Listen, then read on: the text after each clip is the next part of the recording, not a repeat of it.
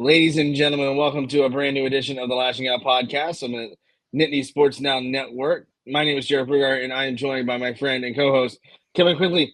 Kevin, Penn State's got Villanova coming up on Saturday. The Wildcats are number 11 in the FCS, which is good for that division. Penn State is number 2 in the FBS, which is good in that division. This should not be much to worry about, but Penn State needs to come out of this game and go into the bye week with some momentum. And they do that not by running up the score, but by executing and getting into a flow on offense. Yeah, I think this is the week that, we need to take the slot cars off the track. We need to cut that little peg off and let Drew and the offense flow and vibe and just go out there and have fun. And I think if you take the reins off of this offense and you just let them go out and execute and play and just open it up and, not grip the football too tight and just like have the ability to try some things. And I think that's what they need to do, right? It's Villanova. There's no line. There's no over under. Like Vegas wants nothing to do with it. None of the sports books have any idea what the spread should be. So so the game outcome isn't in doubt, but how you get to that win on Saturday afternoon is going to be important. And I think this is one of those where, like, no disrespect to them, but it's an FCS opponent, right? Like, these guys are not on the teams of the top 130 teams in the nation. I mean, I would say Villanova could probably take down Akron or Oklahoma State after last week.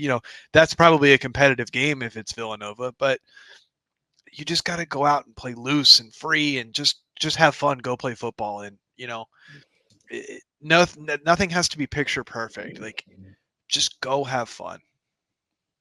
Exactly. And, you got to get Drew Aller into a rhythm and into a flow early. Get him into that flow state where he's got confidence, where he's got the ability to throw the ball downfield, but not be afraid to hit that swing pass, which has been a struggle for him.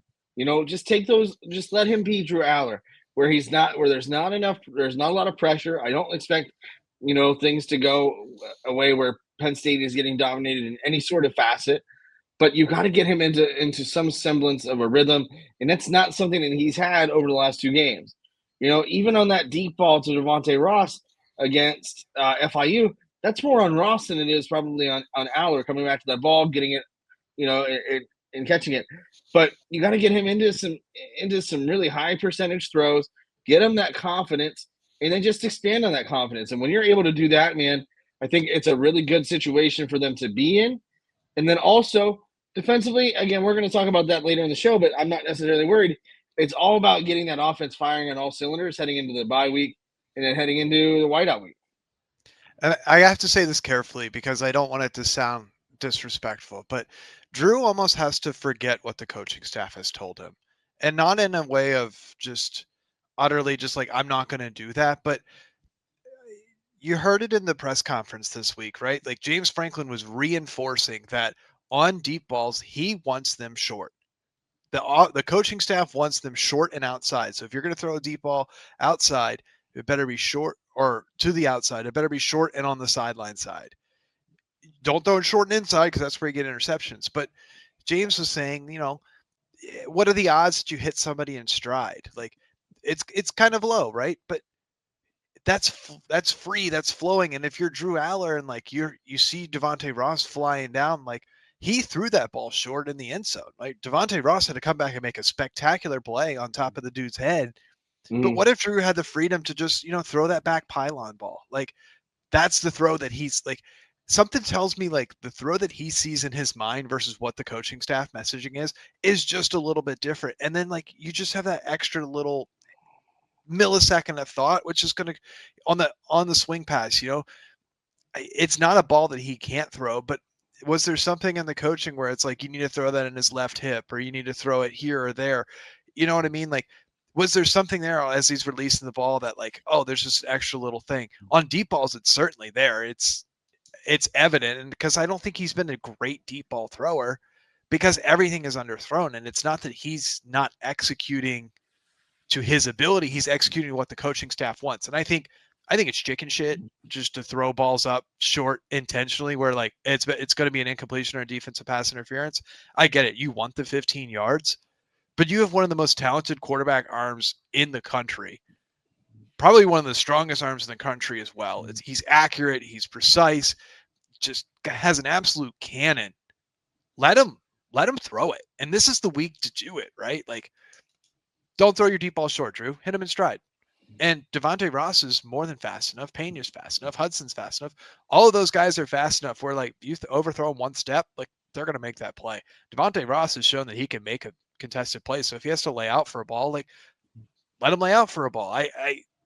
I just want to see that. Like, I don't want his brain just clouded with, like, we're going to coach this week, underthrow every deep ball. Like, throw the ball as you want to throw, right? Like, throw what feels natural to you. And I don't want to, like, you don't want to usurp the authority of the coaching staff, but, like, if there's any sort of, like, cloudiness in your mind, like that, any sort of hesitation or hitch in the arm on the arm action, like, it's going to cloud your judgment. It's going to make you gun shy. It's going to make you make slow decisions or maybe even bad decisions. So just go out and let it rip.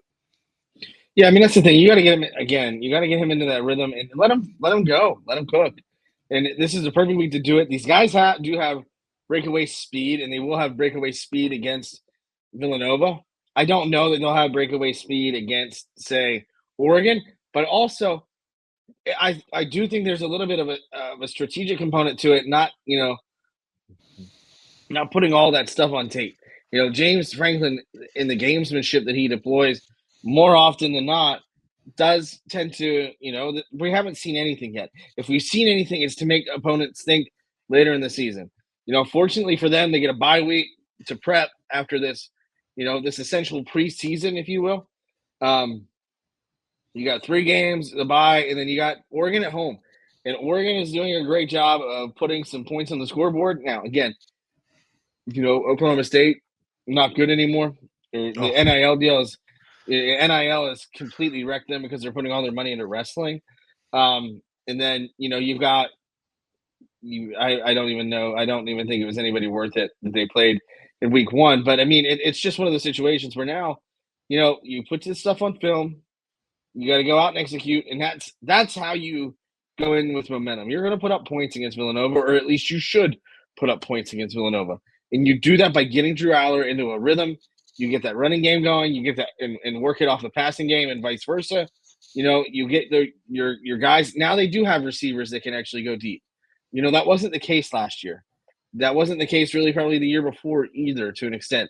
Now they have that opportunity. This they can do, but they're going to be smart about it. Take the thinking out of the game for Drew Aller. Let him go react. Let him go play. And then see what happens, and go get that momentum heading into the bye week, and then your biggest game of the year to date. Yeah, and I just want to see the offensive line with some continuity. I know they want guys rotating in, getting an experience, and we talked about that in the postgame show earlier this week. But just go out and get a solid 5 in there. If these 5 guys play the first quarter and the next 5 guys play the second quarter, like any sort of rotation like that, or I just want some continuity and cohesiveness. Like I want the same 5 guys playing 3 or 4 drives together at the same time. Just like that's the kind of continuity you're going to need. And like, that's how you're going to be effective at run blocking. Like I want the defensive line 5 yards off the ball, right? Like get that surge and, pass off your block, get to the next level and open up those lanes and, like get the big hole for Nick Singleton to see and, get him in the rhythm of 1 step cut and gone. Get Catron also in that same rhythm. So like, there's just like, this is just going to be 100% focus on the fundamentals, execute exactly how it is on the practice field, because quite frankly, like they're playing the C&D players on their roster right now in the Villanova. Like that's the kind of caliber they're playing with. So just go with the attitude of like, this is just another heavy scrimmage. It's a 3-hour practice, right? Go out, execute. You're playing against 3s and 4s essentially at this point in time. So just go and just do your job. That's all you need to do. And get out of the game healthy. That's the big thing too. Make sure your guys are healthy, ready to go into the bye week, get that extra week of rest, and then get ready for Oregon and the whiteout, in 2 weeks. We're going to talk a lot more about the defense when we come back for the second segment of the Lasching Out Podcast on the Nittany Sports Now Network. Welcome back to the second segment of the Lasching Out Podcast on the Nittany Sports Now Network. He's Kevin. I'm Jarrod. Kevin, Penn State's defense pitched a shutout they probably, if you want to look at some of the things that they didn't do well against FIU, it was getting off the field. I thought FIU had some sustained drives. Third and fourth downs were probably points of emphasis where they needed to get off the field. They just let the drives continue. But at the same time, FIU was really never in danger of scoring or finding the end zone. They did play a very, very aggressive football game, not being afraid to be, to go for it on fourth down quite a bit, even as they started to sniff their own end zone. But again, they never felt like they were actually in danger of putting any points on the scoreboard, even with all of that. I expect kind of the same deal if Penn State, if the defense does it right this week, solely because this defense, again, we saw 4-2-5 to start the season against Nevada. We saw a 4-3, really a 4-3 setup against, FIU. Who knows what we're going to see? But we could also see like a 3-3-5 or a 3-4 or anything, any kind of thing that Jim Knowles is willing to throw out there. Just again to put that stuff on tape and make other coaches have to think about how they can defend a Penn State defense that's lined up multiple different ways in just 2 games and even against Villanova. Yeah, I think the exact opposite of what I want for the defense is exactly what I want for the exactly the opposite of what I want for the offense is what I want for the defense. Defense, it's physical. It takes a lot of energy. You're gassed. Defense, you're going to rotate a lot more guys in versus like the offensive line. The offensive line is built to play every single snap of every single game. Maybe you take 1 or 2 off, your shoe falls off, whatever. On the defense side of the ball, it's not uncommon for us to see 17, 18, 20 guys playing a week. I want to see 30, 35 guys playing with the ones. Like I want to see, because it's all about communication. It's all about trusting your teammates. It's all about communication and all those other things of like, I need to know that you're going to be where I need you to be when it matters the most. It's 3rd 11 against Oregon. They're guaranteed passing down. I need to pass off this player to your zone because I've got somebody else coming to my zone. And I need to know that you're going to pick that up. And I think Penn State's done a good job at rotating guys in. And I think, there's 8 or 10 guys that can play in the defensive backfield. I think they've shown that. I think they've got 3 or 4 safeties out there. They definitely have 3 starting cornerbacks. There's probably a 4th one out there as well. So I want to see all of those different possible combinations because there might be bumps and bruises along the way. Like Villanova might get a 25 or 30 yard play. Like, so be it. Like, but I want to see that kind of stuff coming in because defenses work best when they can communicate. And with as many guys that are probably going to play against Oregon, you're going to be pushing that 18 to 20 number against Oregon. You need to make sure you have all those communications and like, you need to understand like how Davian Collins and AJ Harris pass off zones is going to be completely different. Maybe they might use the same words, but like when they say that word or, any sort of hand signal or just subtle cues, I think are very important for the rest of the defense to pick up on. So I just want to see that. That's all I got. Yeah, just got to come out and play a crisp game. It's not anything difficult. It shouldn't be anything difficult. You're going to rotate guys. You're going to get some depth guys in. I think that's going to be important. We're going to see Chaz Coleman. We're going to see, Xavier Gilliam. You're going to see a lot of the young guys getting some serious reps. This is the last really big chance that they'll have as the season goes on. But, again, just do the little things right. Make sure that Villanova – get off the field on 3rd down. Don't put them in a 4th and manageable. Don't let them think that they can go for it. And just take care of business. And that's essentially the name of the game defensively. It's not hard. You're going to get guys reps. Dominate the game up front. And take care of business. And if you're able to do that, that's exactly what you need to do defensively. The offense has got to do their side of it too. I wouldn't be shocked if we saw some defensive points scored in this one, just given the aggressiveness. But you got to come out, do your thing, and then get off the field. And the best way to do that is making sure the offense is on the field more than the defense. And I think if that's the case, then Penn State wins this one and gets everything that they want out of this game. Out of it. Do I think that they're going to lose? No. We'll talk about that in the 3rd segment. But there are things in check box and boxes that you need to check off to make sure this is a win in every facet of the game. Yeah, I think if FIU and Nevada both had the same play, and I think it's Nevada had the game plan. Penn State was able to get off the field. FIU was able to milk the clock just because Penn State couldn't get off the field very effectively. The more 3-and-outs you force, the more drives that are 1 or 2 first downs or less, the less time that Villanova can have the ball, which is the more time that your offense can just go out there and play. So that's what I'm looking for. I think their quarterback Pat McQuaid, he's somewhat athletic. I think he had a big long touchdown run against Colgate. So there's a different aspect to, but he's also like a really capable thrower. So I think he is truly more of a dual threat guy versus anybody that they've seen. I think Purdy was more just a runner. FIU last week, Jenkins, he was a better thrower than he was a runner. I think McQuaid's kind of just again, starting quarterback at the FCS level, but I think he's more of a dual threat guy, which I think it's good for Penn State to see because, dual threat's the way of the land now. And a lot of the top programs are going to have that dual threat guy. So I think it's just another extra element for them to look out for. And it's just more good things for them to practice in game action. Right. Just come out, take care of business. That's all they need to do.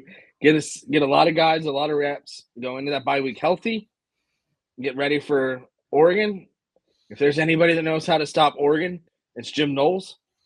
He was able to do that in the Rose Bowl in a big, big way last year. And I think that Oregon team, and I'm not saying that this one is not talented, but this is a team that's probably a little less talented than that one led by Dylan Gabriel last year. Jim Knowles, shut them down in Pasadena. Yeah, I mean, what was it? Was it Tez Johnson for Oregon last year that had like 10 catches for like 130 yards in the Big Ten championship game? Yeah, he didn't do that in the Rose. He didn't do that in the Rose Bowl. So it feels like it was the Tez Johnson show. I think was that his name, Tez Johnson? Feels like it was. Yeah, it feels like there was the Tez Johnson show, and that was a very fast Oregon offense. So going to trust Jim Knowles for that one, but they got to get through Villanova this weekend. Right, take care of business, and then pitch another shutout or whatever. Keep them out of double digits, and I think it's a great opportunity. And then we're going to talk a lot more about life around college football when we come back for the third and final segment of the Lasching Out Podcast on the Nittany Sports Now Network. Welcome back to the third and final segment of the Lasching Out Podcast on the Nittany Sports Now Network. My name is Jarrod. He is Kevin. Kevin, let's talk about where we went wrong last week with our picks. So last week you actually took the lead. You had 4 of our 6 picks right. I had 3 correct. I'm good. We went a little ballsy for content. We both correctly picked Penn State, of course. Iowa State, we were both true there. You did pick Illinois over Duke. Oh, yeah. I unfortunately did pick the Blue Devils there. Baylor ended up upsetting SMU. We both were on the SMU bandwagon there, so we both lost there. I picked USF to cover. You said Florida would cover, so I won there, and USF ended up winning outright. So I feel like I should get 2 points there, which would make it even, but we'll keep it at 1 point there. And then I, unfortunately, for some reason, picked Michigan. I don't remember doing that. And you did pick Oklahoma. So you're up. We've picked 11 games. You are 7-4, and I am 6-5. So we're both above 500, which, this week, there's no spread. Do you want to set a spread for this Villanova Penn State game and we pick the cover? No, we're staying away from the Penn State Nova game. All right. So that's to be a no pick for that. Then we only have 4 other games that I looked at. I think I don't know if this is the game of the weekend, but I'm looking at it it's probably the best barometer game of the weekend. Number 12 Clemson on the road in Atlanta, Georgia, facing the Georgia Tech Yellow Jackets. Clemson is a 2.5 point favorite, but oh my gosh, the Georgia Tech quarterback's name last name Haynes King. Yeah, Haynes King, total baller for Georgia Tech. Can give defenses a lot to handle. I don't think he's a great quarterback. I think he's just a baller. I think he's going to give Clemson something to worry about. Clemson had that awful game with the thunderstorm delay and everything. If not for the thunderstorm delay, who knows how that game ends up? But because Clemson got their act together after the thunderstorm last week. Do you want first pick? Or you want me first pick on that one? No, you can go first pick. I'm gonna call Georgia Tech on the upset. I was too. So there's that. All right. Next, I think this is the game of the weekend. It's a 3:30 kick on ESPN. Number 6 Georgia travels to number 15 Tennessee. UGA is a 3.5 point favorite. I think that has a lot of intrigue. I don't think Georgia's looked good. Gunnar Stockton has been meh. Like, I don't think he's overly impressed. And then I think Joey Aguilar had a great couple of games for the Volunteers. That's a tough one. This is about as must win as you get for Tennessee. Give me the Volunteers. I'm also on the Volunteer train. I don't know if I trust Georgia yet. And actually, just this little sidebar. My friend and I were talking today. Actually, no, we'll go later. That's actually where we're going next. So, Texas A&M, number 16 on the road in South Bend, Indiana, taking on number 8 Notre Dame. Notre Dame is a 6.5 point favorite. I do believe that is the 7:30 kick on ESPN Saturday night. Fun little factoid today. Got on the Pat McAfee show from Stanford Steve. Actually, they launched a new show today. Texas A&M does not have a top 10 non-conference road win since like 1978. Do we want to pick the spread on that? Because I think we're both on the Irish. I was going to take A&M. You're going to take A&M. Oh, I'm all right. Cool. I think A&M's going to get dog walked. Like Notre Dame. I don't think either team is very good, but this is probably A&M's best shot at beating Notre Dame in South Bend. And I think I don't have to root for Notre Dame. So go Aggies and their weird yell cult stuff. All right. I thought we'd both be on the Irish, so you've baffled me there. All right. The other barometer game of the weekend. There's a lot of barometer stuff. I really like that we've had a lot of Power 5 matchups, and in the first 3 weeks of the season. Now we're getting into some conference play as well, which I think is cool, getting it in on the 3rd week of the season.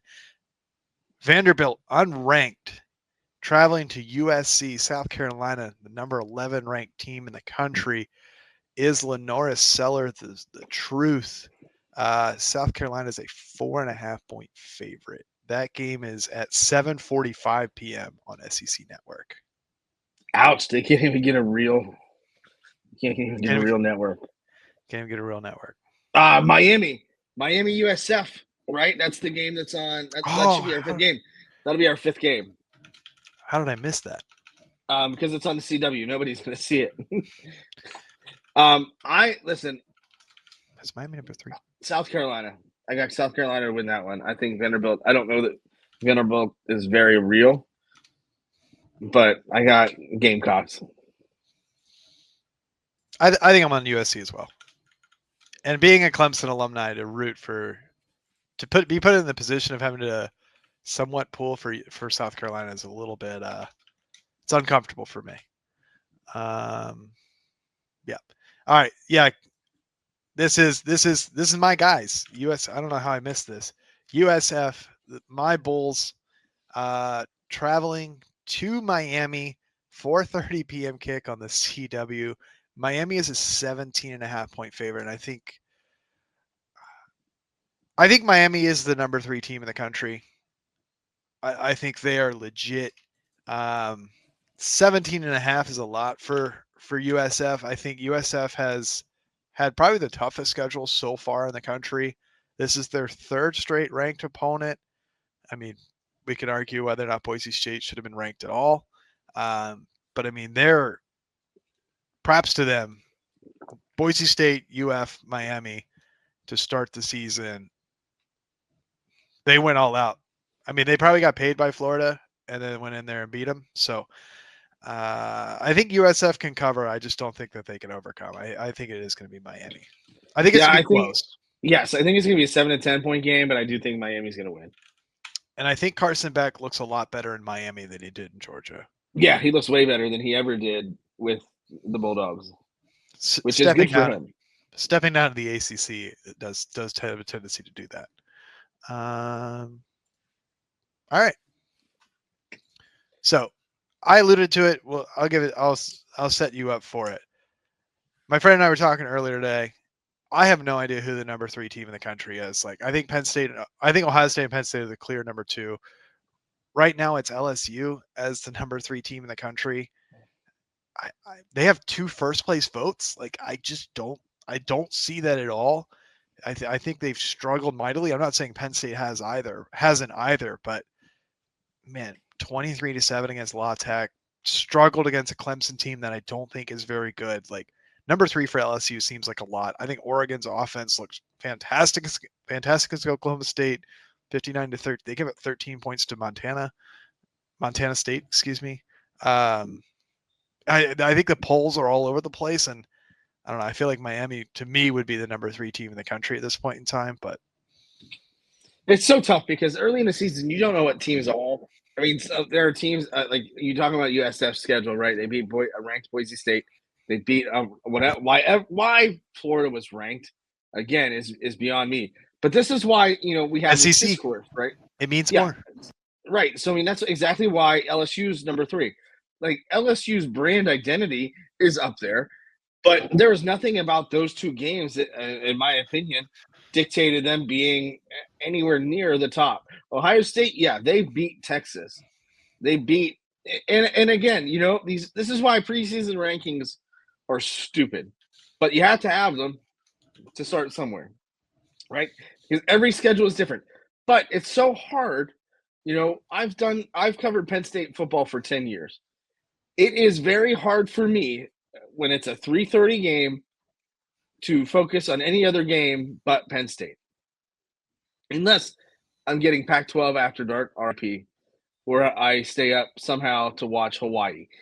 And that's what makes being an AP voter so difficult, because it's so hard as a beat reporter to watch other football games and have an intelligent conversation about it's tough to, I guess nowadays it's tough to have an intelligent conversation about literally anything, because when you're wrong, or just you can be right and still be wrong, but that's what makes being a voter so difficult. So when you see issues like that arose on the Twitter sphere throughout this week, to be an AP voter, I think it's an honor.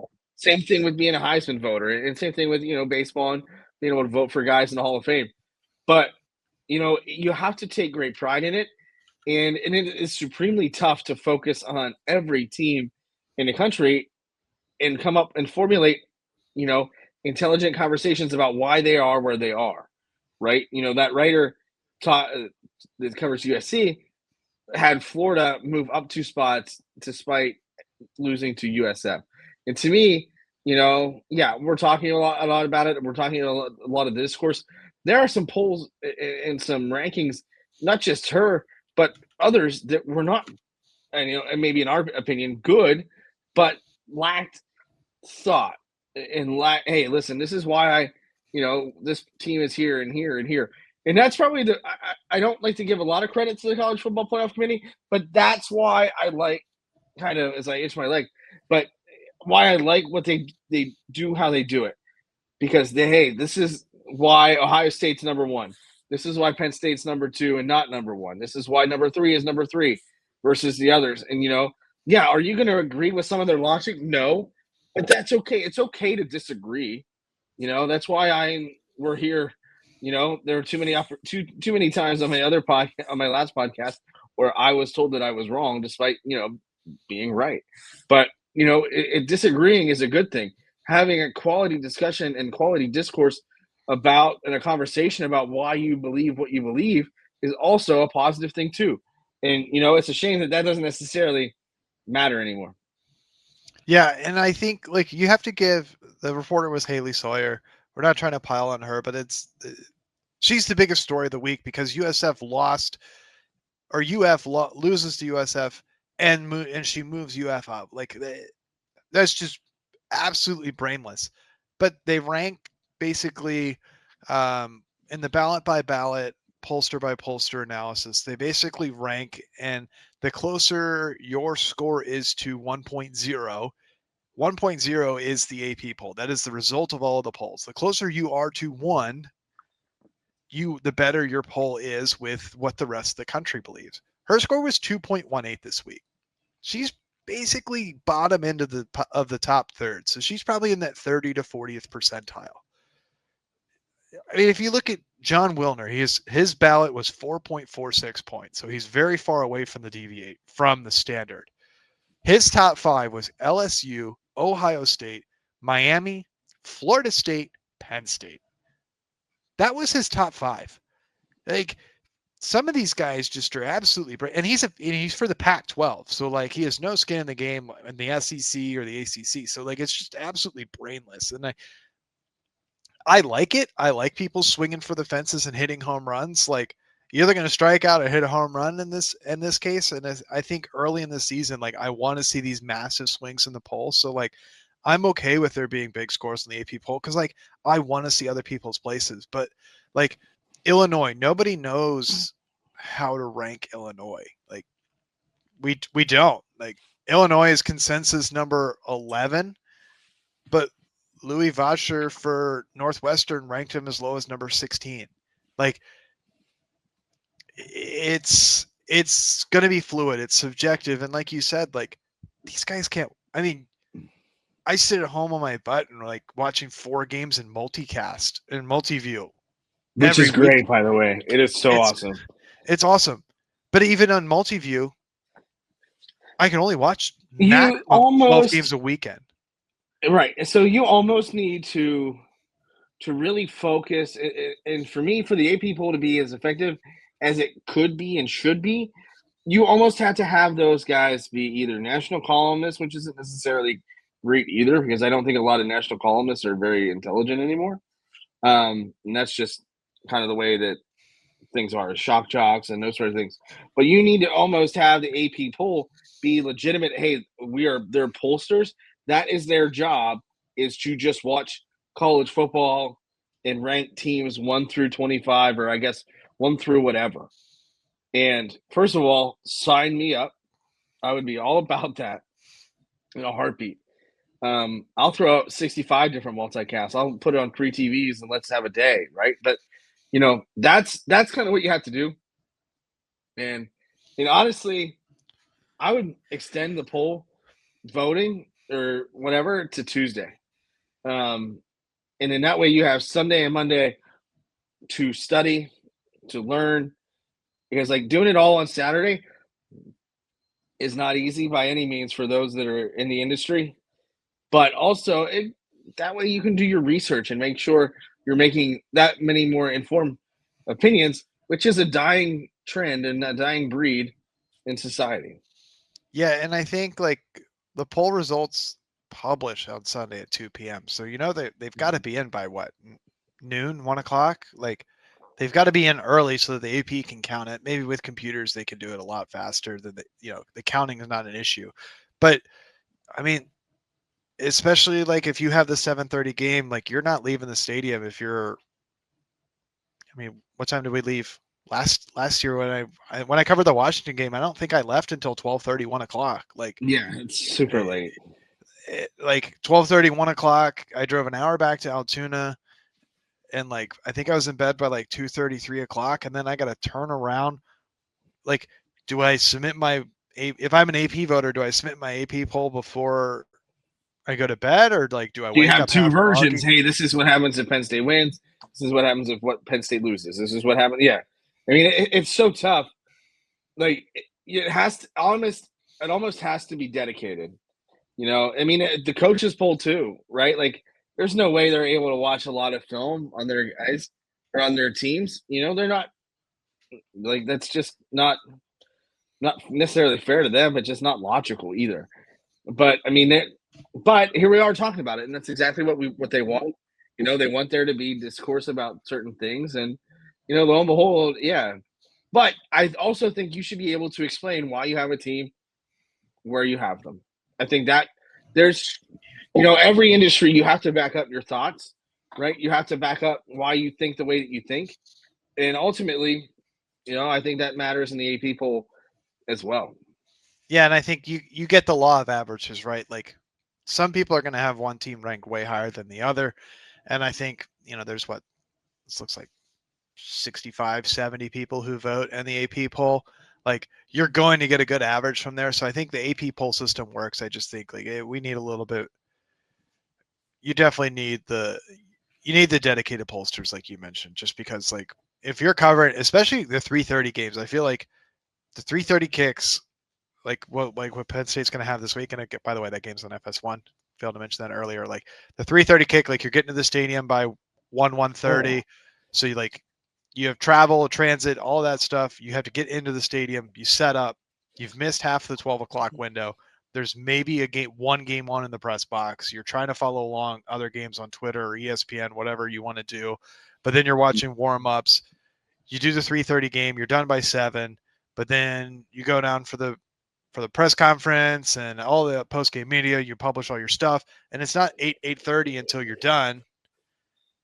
And then by then the late window's already done. So especially if you have a 3:30 game, like there's no way you can watch any sort of football at all that day. I also just learned that game's a 3:30 game, and that sucks. That's not fun. But it's also glad I can break the news to you. Yeah, so I'm not going on Saturday. We are officially on baby watch. So, maybe it'll be a bye week baby, but I can't run the risk of driving to State College or to University Park, parking, and then, hey, the game just started, but I gotta get the hell out of there. So, I'd rather not miss the birth of my son. So I elected I'm not going to the game. My hope is that this is only temporary and that I won't miss anything other than this that I'm at least credentialed for, since I'm on a game-to-game basis. But that's why we play the game and why we observe it, and it'll be interesting to see, when this, little bundle of joy comes and how long it'll have me on the sidelines. Baby watch. That'll be fun. Happy for you. Yeah, if you have to miss Villanova or a bye week, that's probably the best time. You timed that perfectly. Good job. Yeah, that's about the only time that the due date is the day before the whiteout. And is what it is, right? You can't time these things. But a bye week baby would be kind of fun. That's the perfect thing. That's why you don't get married in the fall. Did that. Have a baby in the fall. I'm doing that. So, 2 out of 2 strikes. Maybe at least I can get a bye week baby out of this one. But that's not up to me. I wish I could say it or to already be here by now. However, it's not that easy. Nope. Miracle of life. Speaking of miracles, any parting shots, Kevin? No, I think there's a lot going on in the world. I don't want to put any more negativity out there. It's been a rough day on the Twitter sphere and in the world in general. You are allowed to have positive parting shots, but parting shots, like it's got to be negative. It doesn't have to be negative. Parting shots are what we make it, Kevin. It's our podcast. We do what we want. And right now, we're done. For Kevin Quigley, this has been Jarrod Prugar. Thanks as always for listening to the Lasching Out Podcast. We'll catch you again after Penn State and Villanova this week. Thanks for listening on the Nittany Sports Now Network.